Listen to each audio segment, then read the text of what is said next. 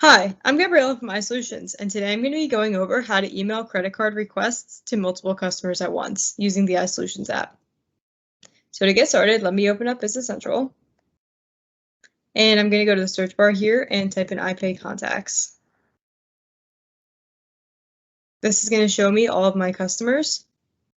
So if I just hit the three dots and then select more, I can select any customers that I want to be sent for this. So I'll just go ahead and select these three customers, click Actions, and then Email, and Request Payment Info.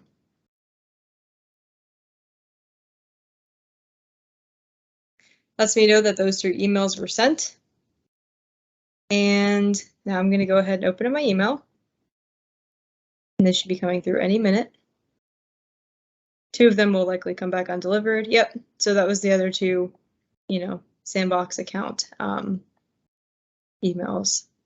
But this is what your customer will receive. They'll get this hyperlink to click here.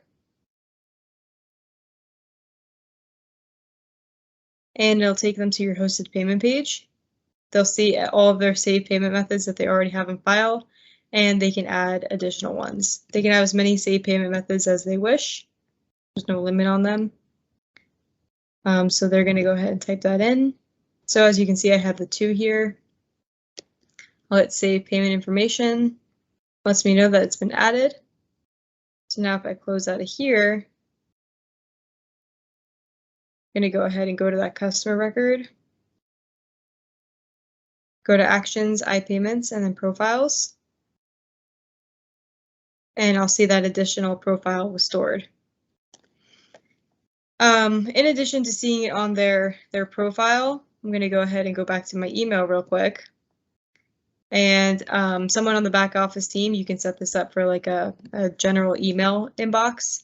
They will be notified that a customer has just entered their credit card, their payment information.